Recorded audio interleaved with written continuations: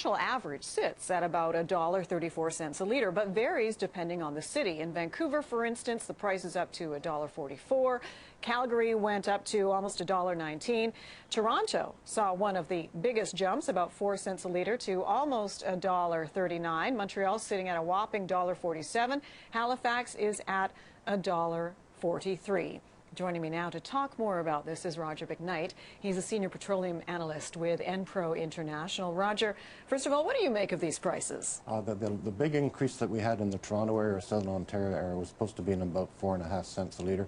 I did the math yesterday and I said, this doesn't make any sense whatsoever. It should have been about a 1.5 cent increase. So it looks like a particular supplier, who will remain nameless. Oh, no, go ahead and name them. Imperial Oil. There you go. Decided to increase what we call the rack price, or their wholesale price, by 4 cents a litre. So added the HST, makes it 4.5. Right. And I think the other competitors are looking at that. In some areas of Toronto, I'm not seeing the movement, but with SOS. But other competitors are saying, I don't get this either. What are they trying to pull? So it's going to be very interesting 24 hours, put it that way. Well, and that's a good point, because often we're told it's about supply and demand. A lot of demand means we jack the prices. But from what I read, demand was actually down last week, was it not? So why this increase? Demand has been down in North America by about 7% versus last year. And when you're comparing last year's numbers, that was a recession. So it's really down about 10%. So the demand isn't there. The problem is there's a refining problem in the U.S. Northeast, in the Pennsylvania area.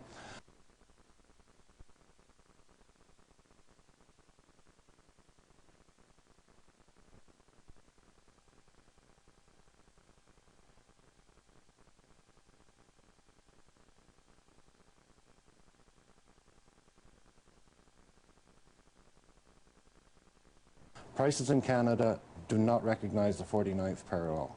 If wholesale prices move in the U.S., then the prices move up in Canada by certain benchmark things. So what happens is you have 4 refineries shutting down in Pennsylvania. That's 1 million barrels a day of production capability gone. You have 4 refineries shutting down in Europe, and the New York Harbor imports 1.2 million barrels a day of gasoline into New York Harbor from Europe, and that's gone, now cut in half.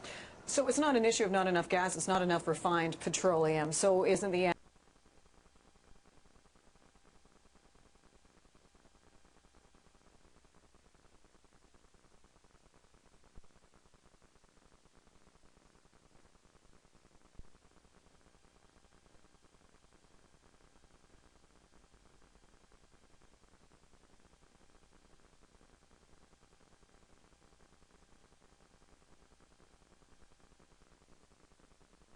answer, and pardon me if this seems simplistic, build more refineries or don't shut them down?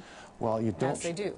You wouldn't have to have shut them down if Mr. Obama had made a decision 3 years ago to approve the XL pipeline from Hardisty down to the Gulf.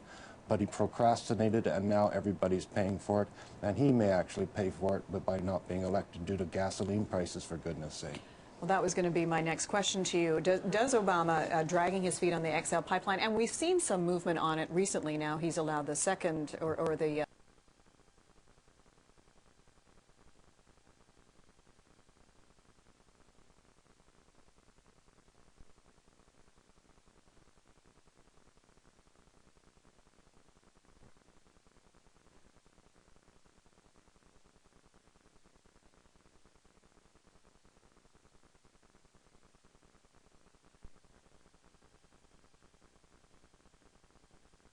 southern leg to be opened. But does that impact our gas in Canada? Not at this point in time. If he approved it from Edmonton right down to the Gulf, 3 years ago, it would have taken 2 years to build it, and we would not have this differential in crude price in Brent versus what we call the WTI. That would have justified keeping the refineries open in Pennsylvania, because they had a lower input cost on crude, and we wouldn't be here.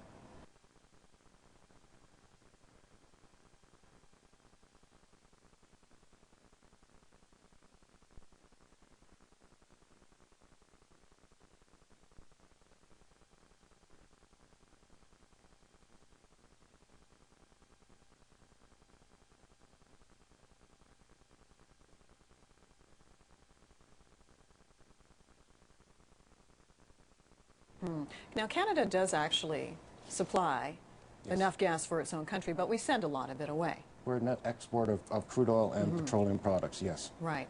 But hence, isn't the argument we should be able to supply our own country first? But again, it's a matter of the refineries. You can thank Mr. Mulroney many years ago for signing the NAFTA agreement, which allows gasoline and diesel and heating oil to go back and forth across the border depending on where they can get the better price. Roger McKnight, love that you don't pull any